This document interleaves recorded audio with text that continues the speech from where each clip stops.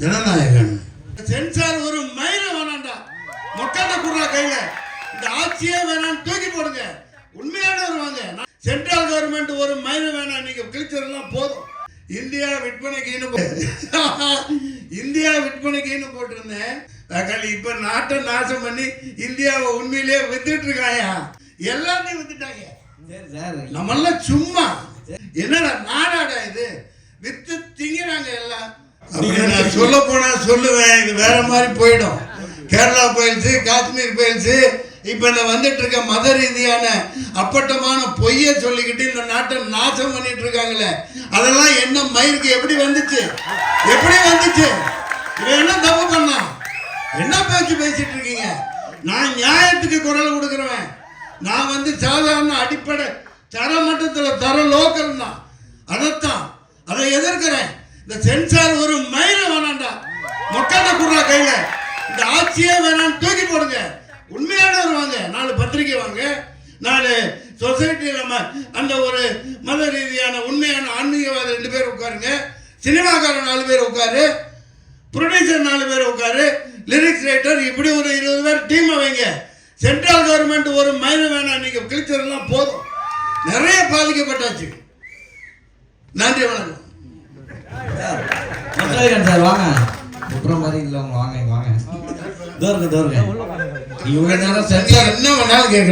Censor board கேட்டீங்கல்ல, நான் படம் எடுக்கிறவன் தான், எனக்கு சொல்றதுக்கு உரிமை இருக்கு. வாழ்க்கை ஜனநாயக படத்தை 2 வருஷம் தூக்கிட்டு டெல்லிக்கு பொட்டியை தூக்கிட்டு அலைஞ்சேன். இந்த ஞானசேகரன் கொடுக்கல, கடைசி நான் பொட்டியை தூக்கிட்டு இப்ப மாதிரி டிஜிட்டல் கிடையாது, அது வேற காலகட்டம். நான் சமாளிச்சுட்டு வெளியே வந்துட்டேன். வாழ்க்கை ஜனநாயகம்னு படம் அது நல்லா ஓடிச்சு. ஒரே ஒரு ஷாட் அதில் இருந்துச்சு, இந்தியா விற்பனைக்குன்னு போட்டிருந்தேன். எது இந்தியா விற்பனைக்குன்னு போட்டிருந்தேன். நான் ஒரு காயலாங்கடை வியாபாரி. அதுல மேப், உலக மேப் இருக்கும், இந்தியா மேப் இருக்கும். விற்பனைக்குன்னு போட்டு மேப் போட்டிருந்தேன். அதை தூக்குனாருன்னா தூக்க முடியாதுன்னு. இப்ப நாட்டை நாசம் பண்ணி இந்தியாவை உண்மையிலேயே வித்துட்டு இருக்காயா, மூஞ்சியை கொண்டு போய் எங்கேயா வச்சுக்கிறது, எல்லாத்தையும் வித்துட்டாங்க. நம்மெல்லாம் சும்மா. சரி சார், படம் வந்துருச்சு. முந்தான இது பாருங்க, 600 கிலோமீட்டர்ல என்ன கங்கா, பெரிய எவ்வளவு பெரிய கிலோமீட்டர், எவ்வளவு பெரிய ரோடு, என்னாச்சு? தூக்கி அதான் நீங்க அப்படியே கொடுத்துட்ட. 70% இந்த உனக்கு, இந்த அம்பானிக்கு. என்னடா நாடாடா இது, வித்து திங்கிறாங்க எல்லாம்.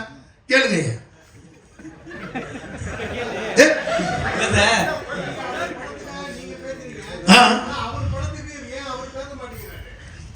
ஒண்ணு புரிஞ்சுக்கீங்க, காரணங்கள் இருக்குங்க, காரணங்கள் இருக்கும். அது அவர்கிட்ட தானே கேட்கணும். நான் ஒரு சினிமாக்காரனா, என் குடும்பஸ்தனா, எப்போ தேவையோ அப்போ குரல் கொடுக்க வேண்டியது ஒரு ஆதங்கம். நான் எப்போ ரிலீஸ் ஆனா குடும்பத்தோடு போய் பார்ப்பேன், இதே தியேட்டரில் பார்ப்பேன். அதை பதிவு பண்ணிருக்கேன், எல்லாத்துக்கும் தெரியும். இப்போ ஏங்க நீங்க தனிப்பட்ட தாக்குதல்லாம் நடத்த வேண்டாம். அவர் தயாரிப்பாளர் எவ்வளவு பாதிக்கப்பட்டிருக்காங்க, லட்சக்கணக்கான ரசிகர்கள், கோடிக்கணக்கான பேர். அது ஒரு ஆப்டர் சினிமா தான், தூக்கி போட்டலாம், அது வேற விஷயம். ஆடியோ லான்ச் எடுத்துட்டு இருப்பார் சார் அவரு. ஆடியோ லான்ச் எடுத்துக்க வரா, அப்புறம் என்ன ஆடியோ லான்ச்? ஆமாங்க, அதான் மலேசியாவில் தான் மாலிக் பாய் பின்னிட்டானே, பெரிய மாலிக், மலேசியாவே தூக்கி போட்டு அது வரைக்கும் உலக சரித்திரத்தில் இல்லாத அளவுக்கு பண்ணியிருக்காரு. நீங்க குரல் கொடுத்துருக்கீங்க, தமிழ்நாட்டில் நடத்திருந்தா பரவாயில்ல. நான் ஒரு ப்ரொடியூசரா, அதோட பேசுறேங்க. ஆடியோ லட்சம் பல கோடி போயிருக்கும். ஆமா, ஏன் தமிழ்நாட்டுல இருக்க மலேசியால போய் வைக்கிறீங்க? என்ன பேசுறீங்க? அமெரிக்கால கூட வைப்பாங்க. நம்ம தமிழ் சினிமா எங்க போயிருக்குது? துபாயில கூட வைக்கலாம். நல்லா நடந்துச்சா? அங்க என்ன பேச்சு பேசுறீங்க? டிக்கெட் விற்பனை பண்ணி தான் சார் உள்ள அலோ பண்ணாங்க. எது டிக்கெட் வித்து தான் உள்ள. சரி, அதனால உங்களுக்கு என்ன போகுது? நீங்க ஏன் வைத்திருச்சல் பண்றீங்க? சின்ன படம், அதாவது வெறுப்பு அரசியல் கூடாது. இல்ல இல்ல கேளுங்க, நீங்க கேட்டு என்ன கேட்டாலும் நாக்க புடுங்கிட்டு சாப்பிடுற மாதிரி கேளுங்க. சின்ன படம் தியேட்டருக்கு வரலனா நீங்க கேளுங்க. ரீ ரிலீஸ் கேடிவி மொபைல் எல்லாத்தையும் போட்டாங்கல, திருப்பி ரீ ரிலீஸ்க்கு தியேட்டருக்கு வரீங்க கேட்க வேண்டியதானே? இந்த படத்தை யாரை சொல்றீங்க? என்ன சொல்றீங்க? இந்த தமிழ்நாட்டுல, நம்ம தமிழ்நாட்டுல தான் கேக்குறேன். எந்த படத்தை? இதோ இப்ப கூட தான் கீழ மங்காத்தா போயிட்டு இருக்கு, கில்லி போயிட்டு இருக்கு. லைனா புது படங்க வெளியிடுங்கன்னு சொல்ல வேண்டியதானே? ஏங்க ஓன்ன படத்தை ஒரு விஷயம் படத்தில் இருந்தவன், நானும் தயாரிப்பாளர், நான் 11 படம் எடுத்திருக்கேன். இல்ல சார், தியேட்டர் கிடைக்கல. இப்போ அவர்கிட்ட டைரக்டர் கேக்குறாங்க, ப்ரொடியூசர். அதுதான் நண்பரே, தியேட்டர் கொடுக்க மாட்டேங்கிறாங்க, ஓடிடி கொடுக்க மாட்டேங்கிறாங்க. இதெல்லாம் சேனலைஸ் பண்ணணும், சரியான ஒரு பாடி இருக்கணும், ராணுவம் மாதிரி ஒரு நம்ம தயாரிப்பாளர்கள். ஏன்னா அவங்க தான் கடவுள்கள், அவங்க தான் முதலாளிகள். அதனால சகோதரர் கேட்டார், நண்பர், பழைய நண்பர் தான் அவர். நான் அவருக்கு வக்காலத்து வாங்குறதுக்கெல்லாம் வரல, ஆதங்கம். அவர் பேச மாட்டேங்கிறாரு, பேச மாட்டேங்கிறாரு. சார் மன்சூர் சார், அவர் 2000 ரூபா அவர் ரசிகர்களையும் டிக்கெட் வித்து வதைக்கிறாரு. படம் ரிலீஸ் ஆகலன்னா ப்ரொடியூசர்ஸ் ஆகுறாங்க. அவர் பேச மாட்டேங்கிறாரு, நீங்களாம் பேசி என்ன ஆக போகுது சார்?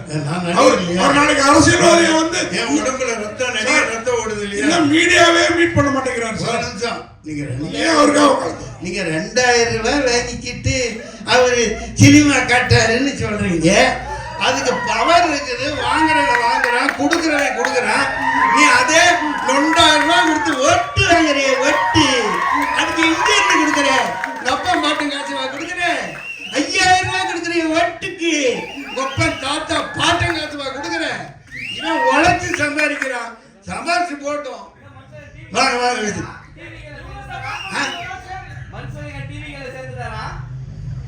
சில்லித்தனமா கேட்க கூடாது. என்னை பத்தி என் கேரக்டரையே புரிஞ்சுக்க மாட்டேங்குது. நான் நியாயத்து பக்கம் எப்பவும் நிற்பேன். நான் எந்த இது அதெல்லாம் எனக்கு அப்பாற்பட்டது. கொஞ்சம் அரசியல் அவருக்கு அனுபவம் இல்லாமல் இருக்கலாம், அது வேற விஷயம். இது கருப்பு பல்சர் தயாரிப்பாளர் பணத்தை போட்டுட்டு நெருப்பு கட்டிக்கிட்டு இருக்காரு. ஆமா, அப்பா எனக்கு போட்ட மாதிரியே பிரியாணி எல்லாத்துக்கும் இவங்களுக்கு போடணும்ப்பா.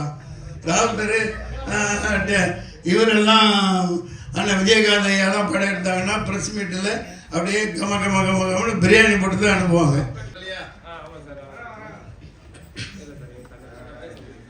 வணக்கம். வந்திருக்க ப்ரெஸ் மீடியா எல்லாருக்கும் ரொம்ப சந்தோஷமாக இருக்குது எனக்கு இந்த மேடை கிடைச்சதுக்கு. எனக்கு இந்த வாய்ப்பு கொடுத்ததுக்கு டைரக்டருக்கு ரொம்ப ரொம்ப நன்றி. பிகாஸ் இப்போல்லாம் வந்து ஒரு பெரிய ஆர்டிஸ்ட் கூட நடிக்கிறதுன்றதே வந்து ஒரு பெரிய விஷயமா இருக்குது அப்கமிங் ஆர்டிஸ்ட்டுக்கு. அந்த வகையில் தினேஷ் சார் கூட நடித்தது எனக்கு ரொம்ப ரொம்ப ஒரு சந்தோஷமான விஷயம். இந்த படம் வந்து எனக்கு அடுத்த கட்டத்துக்கு கொண்டு போகிறதுக்கான ஒரு நல்ல ஓப்பனிங்காக இருக்கும்னு நான் நினைக்கிறேன். என்னோட பார்ட் வந்து ரொம்ப சின்னதாக இருந்தாலும் நான் அது ரொம்ப என்ஜாய் பண்ணி பண்ணேன். எனக்கான ஸ்கோப் வந்து நல்லாவே கொடுத்துருந்தாங்க இந்த படத்தில். தினேஷ் சாரும் ரொம்ப ஃப்ரெண்ட்லியாக இருந்தாங்க, நிறையா சொல்லி கொடுத்தாங்க. ஒரு சின்ன சின்ன விஷயமும் நீங்கள் இதை இப்படி பேசலாம், இது பண்ணலாம் அப்படின்ற மாதிரி. ஸோ தினேஷ் சாருக்கு ரொம்ப நன்றி. அப்புறம் கேமராமேன் சார், அதுக்கப்புறம் மன்சூர் அலிகான் சார்லாம் இந்த படத்தில் இருந்திருக்காங்க. ஆனால் இவங்க கூடலாம் எனக்கு வந்து பெருசாக காம்பினேஷன் இல்லைனாலும் இந்த படத்தில் அவங்க இருந்த படத்தில் நான் நடித்ததே எனக்கு ஒரு பெரிய விஷயமா இருக்குது. ரொம்ப ரொம்ப நன்றி. Thank you present media.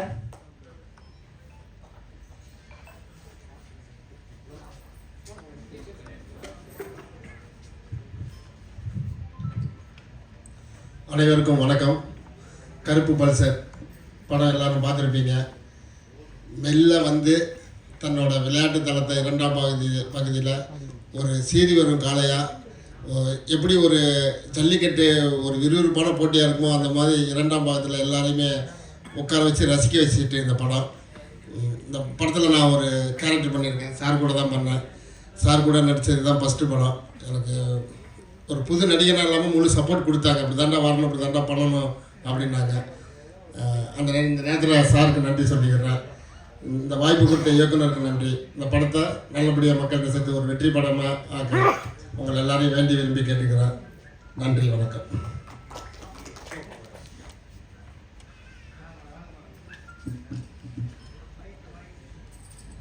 எல்லாருக்கும் வணக்கம்.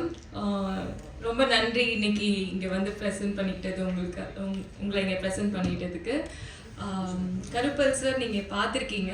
ஸோ உங்களுக்கு இதில் என்னெல்லாம் பிடிச்சிருக்கு அப்படின்றத ரொம்ப பாசிட்டிவாக மக்கள்கிட்ட நீங்கள் கொண்டு போய் சேர்ப்பீங்கன்னு நாங்கள் நம்புகிறோம். ஜல்லிக்கட்டு போர்ஷன்ஸ் தான் நீங்கள் என்ஜாய் பண்ணியிருப்பீங்கன்னு நம்புகிறேன். ஸோ அந்த மாதிரி ரொம்ப முக்கியமான எலிமெண்ட்ஸை இன்ட்ரெஸ்டிங்கான பார்ட்டை மக்கள்கிட்ட நீங்கள் கொண்டு போய் சேர்க்கணும். நடிக்கிறது ஒரு ப்ரொஃபஷன், இதெல்லாம் தாண்டி ஒரு நல்ல டீம் கூட நல்ல மனுஷங்க கூட நான் ஒர்க் பண்ணியிருக்கேன்னு எனக்கு ரொம்ப ஹாப்பியாக இருக்குது. Including Dinesh sir. ஸோ அங்கே ஒரு ஃபேமிலி மாதிரியே உண்மையாக இருந்தாங்க. அந்த படத்தில் நீங்கள் பார்த்த ஃபேமிலி பார்ட்லாம் உண்மையாகவே அங்கே ஃபேமிலி மாதிரி எல்லாரையும் ட்ரீட் பண்ணாங்க. ஸோ நான் சொன்ன மாதிரி உங்களுக்கு பிடிச்சது எல்லாத்தையும் ரொம்ப பாசிட்டிவான நல்ல விஷயங்கள் இந்த படத்தை பற்றி மக்கள்கிட்ட கொண்டு போய் சேர்க்கணுன்னு உங்களை வேண்டி கேட்டுக்கிறோம். Thank you so much.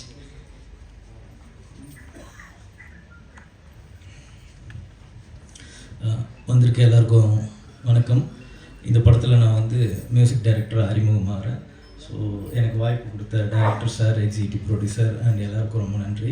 3 பாடல்கள் பண்ணியிருக்கோம். ஒன்று வந்து கானா பாலா சார் பாடியிருக்காரு, அதுக்கப்புறம் சத்யபிரகாஷ்